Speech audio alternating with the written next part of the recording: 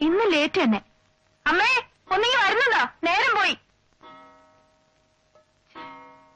ആ ഓട്ടക്കാരി ഇന്നിങ്ങി വരട്ടെ. നേരത്തിന് സ്കൂളിലെത്തണമെന്ന് ഒരു വിചാരമില്ല അവൾക്ക്. അമ്മേ, നീയേ ഉള്ളൊരു തുണ എന്റെ ഗുരുവായൂരപ്പ. അച്ഛനില്ലാത്ത കുട്ടികളാ. എന്റെ കണ്ണടഞ്ഞാ പിന്നെ അവർക്ക് വേറെ ആരുമില്ല.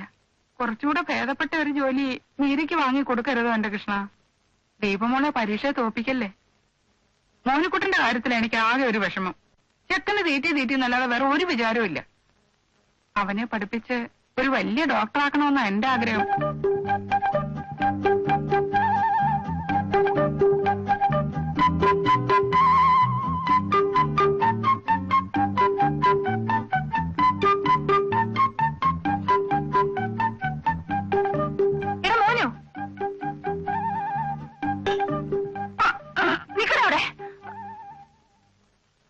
അമ്മേ, മതിയമ്മേ പ്രാർത്ഥിച്ചത്.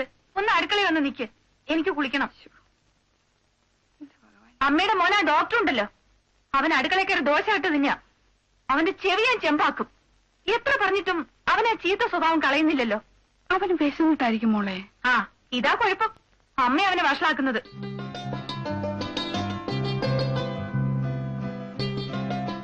ഞങ്ങളിന്ന് നെഹ്റു പാർക്ക് വരെ ഓടി ചേച്ചി. ഒട്ടും ക്ഷീണം തോന്നിയില്ല. പഠിത്തം മതിയാക്കി ഓട്ടം മാത്രമായോ? ഹോംവർക്ക് ഒക്കെ രാത്രി തന്നെ ചെയ്തു ചേച്ചി. വായിക്കാനൊന്നുമില്ലേ? ദിവസേന 1 മണിക്കൂറെങ്കിലും ഓടണമെന്ന് ടീച്ചർ പറഞ്ഞു. ഉഷ ചേച്ചിക്ക് ഇത്രയും സ്റ്റാമിന കിട്ടിയത് അങ്ങനെയാണത്ര. ഏത് ഉഷ ചേച്ചി? ഉഷ ചേച്ചി, PT ഉഷ ചേച്ചി. ഉഷ ചേച്ചിയുടെ അതേ സ്റ്റൈലിലാണ് ഇത്ര ഞാനും ഓടുന്നത്. ടീച്ചറാ പറഞ്ഞത്. ഓടിയപ്പുറത്ത് മോള് പോയി കുളിച്ചാട്ടെ. ഡോക്ടർ പിന്നെയും വരും കട്ട് തിന്നെ. അമ്മ അകത്തോട്ടിയല്ലേ.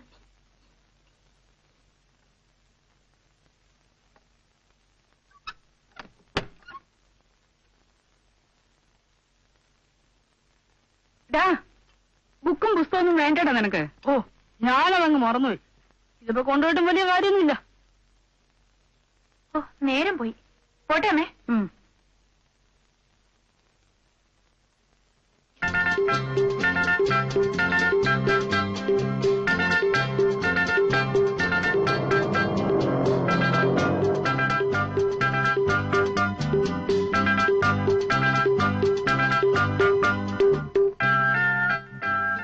അരമണിക്കൂറായി ഒരു ബസ്സും വന്നില്ല. അരമണിക്കൂറോ? എന്നും റിപ്പയർ നടത്തുന്ന ഒരു പാലം ഉണ്ടല്ലോ നമുക്ക്. അത് കായലിൽ താന്നുപോയി കാണും. സമരമില്ലാത്ത ദിവസം. അതെ, 365 ദിവസം സമരം. അതെ. അപ്പോഴേ ബസ് കാത്തു നിന്ന് വേര് കിളർപ്പിക്കണ്ട. അടുത്ത ബസ് ഇനി അടുത്ത ക്രിസ്മസിന് നോക്കിയാൽ മതി. അത്രയ്ക്ക് തീവ്രമായ ഒരു മിന്നൽ സമരം തുടങ്ങിയിരിക്കുക. എന്തിനാ സമരം? ദൈവത്തിനറിയാം. പുള്ളിക്കാരനോട് ചോദിക്കാനായിട്ട് ഞങ്ങൾ അമ്പലത്തിലോട്ട് പോവുക. താല്പര്യമുള്ളവർക്ക് വരാം. ആ, വാ, എന്നാ നമുക്ക് നടക്കാം.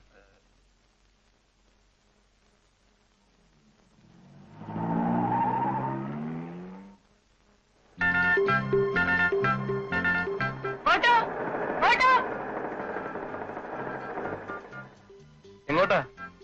ഇങ്ങോട്ട്. സ്ഥലം എവിടെ? College junction. അവിടെ വിട്ടാ മതിയോ? തൽക്കാലം അത് മതി. 15 രൂപയാവും. എവിടത്തേക്ക്? കോളേജ് ജംഗ്ഷൻ എന്നല്ലേ പറഞ്ഞത്? അതെ. അവിടേക്ക് 15 രൂപയാവും. മീറ്ററിലെ കാശ് തരും. മീറ്റർ റിപ്പയറാ. തിരിച്ചടിക്ക് കാലി അടിച്ച് പോരേണ്ടി വരും. കാലി അടിക്കണ്ട.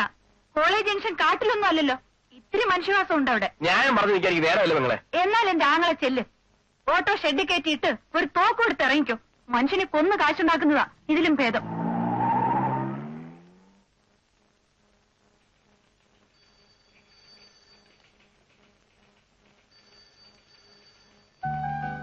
Good morning sir. ബസ് സമരമായിരുന്നു. ബാക്കിയുള്ളവർക്കുണ്ടായിരുന്നല്ലോ സമരം. അത് വേണമെങ്കിൽ ഹാഫ് ഡേ ലീവ് മാർക്ക് ചെയ്തുള്ളൂ സാർ. സാറിനോട് സത്യം പറയാലോ, ഓട്ടോക്കാരൻ ഒരുപാട് കാശ് ചോദിച്ചു. എന്തേലും ഉണ്ടായിരുന്നില്ല.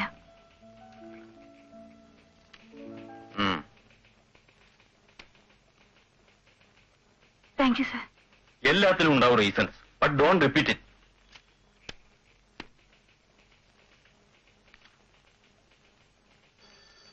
ചേച്ചി എങ്ങനെ എത്തിപ്പെട്ടു? ചത്താലും ഓട്ടോയിലും ടാക്സിയിലും ഒന്നും കേരളമെന്ന് എനിക്കറിയാം. അപ്പൊ ഞാൻ അത്രയ്ക്ക് പിശുക്കിയാണെന്ന് ഞാൻ ഉറപ്പിച്ചു അല്ലേ? ഉറപ്പിച്ചു. നേര് പറ ചേച്ചി, എങ്ങനെ സമയത്തിനെത്തി? ഒരു മോട്ടോർ ബൈക്കാരനോട് പല്ലൊളിച്ച് കാണിച്ചു. എന്റെ ഊഹം തെറ്റിയില്ല. അയാളത് വായി നോക്കിയായിരുന്നു. 2 സഡൻ ബ്രേക്ക് ഇട്ട് നിർത്തി.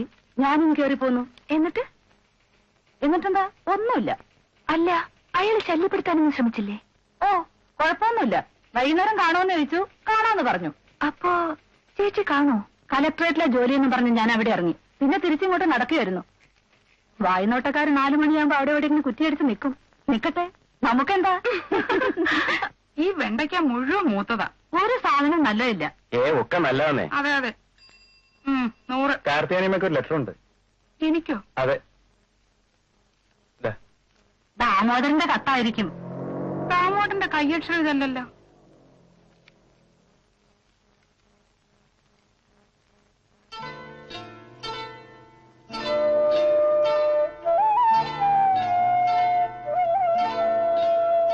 ഈശ്വര, എന്താ ചേച്ചി? ആങ്ങളയ്ക്ക് വല്ല സൂക്കേടും പിടിച്ചോ? ഞാനും കുട്ടികളും ഇനി എങ്ങോട്ട് പോകും? ഉടമസ്ഥനും കുടുംബവും താമസത്തിന് വരുന്നു, വീട് ഒഴിഞ്ഞു കൊടുക്കണമെന്ന്. ആയിഷ, ഈ പഞ്ചായത്ത് നിർത്തി വല്ലതും വന്ന് വെച്ചുണ്ടാക്കാൻ നോക്ക്. പഞ്ചായത്ത് വള്ളേക്കാള് തുടങ്ങിയിരിക്കുന്നേന്ന്. നിങ്ങൾ ഒന്നിങ്ങോട്ട് വന്നേ. ഒന്നിങ്ങോട്ട് വരേ. അല്ല, എന്താണ്ടത്? കാർത്തികനോട് വീട് ഒഴിയണമെന്ന് വീട്ടുടമസ്ഥന്റെ കത്ത് വന്നിരിക്കുന്നു. നേരോ? കത്ത് കാണട്ടെ.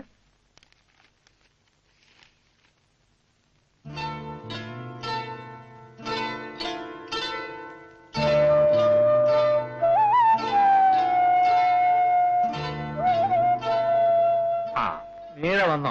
നീ മോള് എന്നൊന്ന് പറഞ്ഞ് മനസ്സിലായിക്കോടി. ഞാൻ തോറ്റ്. എന്താ അമ്മേ? ഒന്നുമില്ലാന്ന്. രാവിലെ തത്തക്ക് ജെല്ലിക്കൊടുക്കുമ്പോൾ ജെല്ലിക്കൊടുത്ത് ഞാൻ പോയതാ.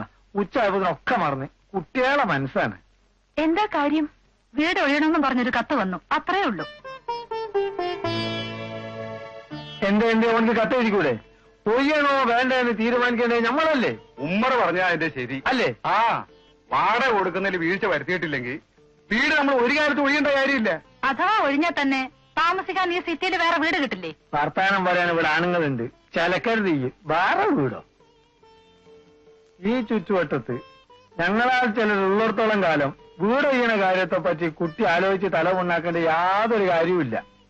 എന്താണോ എന്റെ പേര്? ഗോപാലപ്പണിക്കരോ? ഗോപാലകൃഷ്ണ പണിക്കർ. എന്ത് പണിക്കരായാലും ശരി, അങ്ങനെ ഒരു പണിക്കര് നിങ്ങളവർന്ന് ഒഴിപ്പിക്കുന്നത് എനിക്കൊന്ന് കാണണം. അയൽവക്കത്ത് നീശുള്ള ആൺകുട്ടികളിൽ നിന്നൊരു കത്ത് അങ്ങോട്ട് എഴുതി വിട്ടേക്ക് നിങ്ങള്. വരും മാഷേ.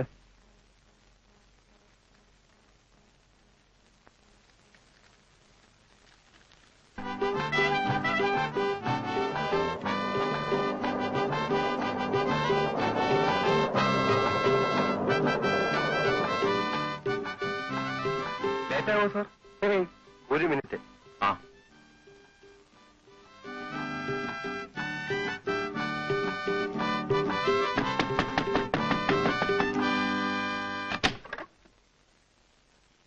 കാർത്തിയാനിയമ്മയില്ലേ? ചിട്ടി കമ്പനിയിലാണോ? ഒരു ചിട്ടി കമ്പനി തുടങ്ങിയാലോ എന്ന് ആലോചന ഉണ്ട്. ഇപ്പൊ ഞാൻ വീട്ടിൽ നിന്ന് വരാം. കാർത്തിയാനിയമ്മയില്ലേ? എനിക്ക് ആളെ മനസ്സിലായില്ലല്ലോ. ഈ കാർത്തിയാനിയമ്മയുടെ മോനാണോ? അത് നിങ്ങൾ ഇറങ്ങൂടാ. ഇവർക്ക് അമ്മ വിളിയടാ.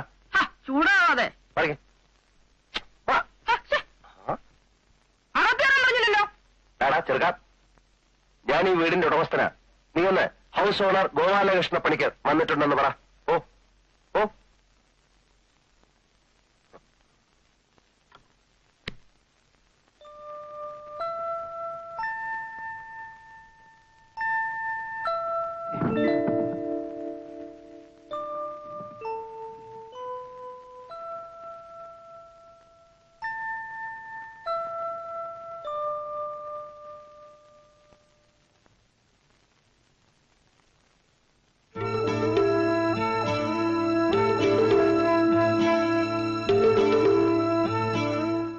ഏതായാലും ചെല്ല്. അതിപ്പോ മോള് തന്നെ ചെന്ന് പറ. അമ്മ ഇങ്ങനെ പേടിച്ചാൽ എങ്ങനെയമ്മേ? അമ്മ പറഞ്ഞാലേ അയാൾ കാര്യമായിട്ട് എടുക്കൂ. അതെ, എന്നാലും ഞാനിപ്പോ എന്തോന്ന് വെച്ചെന്ന് പറയുന്നേ? അത് ഞാൻ പറഞ്ഞു തരണോ? വീട് ഒഴിയാത്ത എന്താന്ന് ചോദിച്ചാൽ ഞാൻ എന്തോ പറയും. തൽക്കാലം ഒഴിയാൻ ഒരു നിവൃത്തിയില്ലെന്ന് പറഞ്ഞിട്ടാ മതി.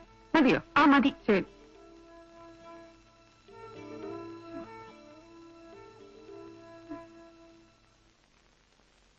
അല്ലെങ്കിൽ എന്റെ മക്കള് തന്നെയെന്ന് പറ. ഗുരുവായൂരപ്പാ.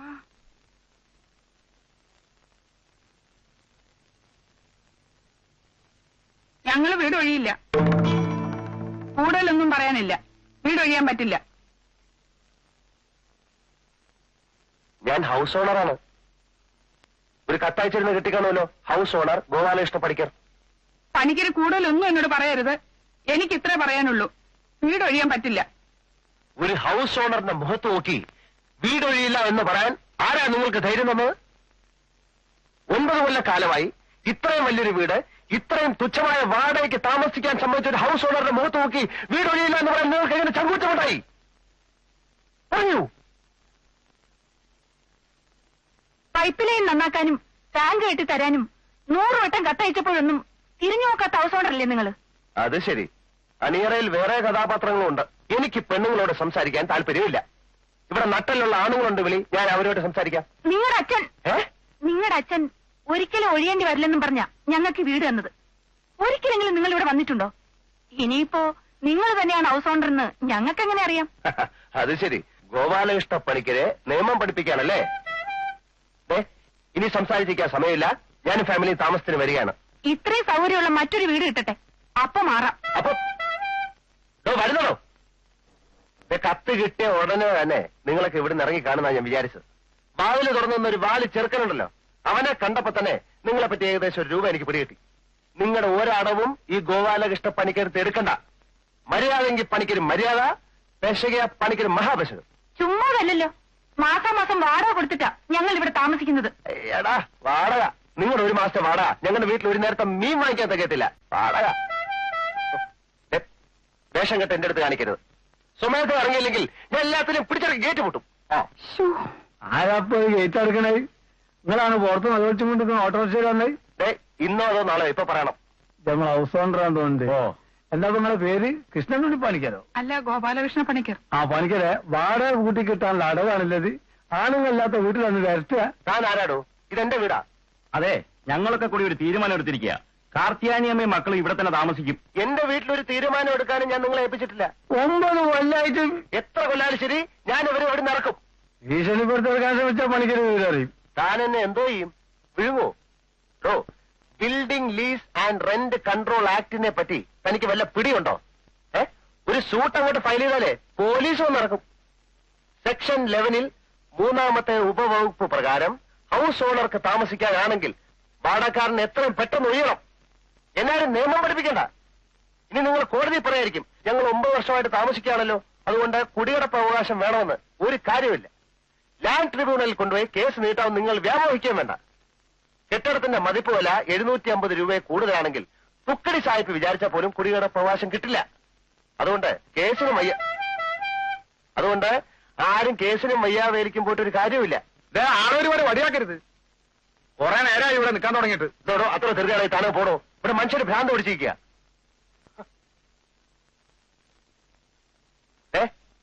ഞാൻ അവസാനമായിട്ട് പറയാണ്, വെറുതെ എന്റെ ശരിക്കുള്ള സ്വഭാവം പുറത്തെടുപ്പിക്കരുത്. നിങ്ങളിപ്പോ കുറെ നിയമം പ്രസംഗിച്ചല്ലോ ഇവിടെ. വിവരമുള്ള വക്കീൽമാരെ നമ്മളൊന്ന് കാണട്ടാണ്, എന്നിട്ട് തീരുമാനിക്കാം. തന്നെ പോലെ വിവരം കെട്ട അയൽപ്പക്കക്കാര് കാരണം ഇവര് കഷ്ടത്തിലാവും. മര്യാദയ്ക്ക് സംസാരിക്കാം. കണ്ടാൽ അറിയാത്തവൻ കൊണ്ടാലറിയും. എല്ലാത്തിനും ഞാൻ കോടതി കയറ്റും, എല്ലാത്തിനും കയറ്റും. ആഹാ ഓടോ.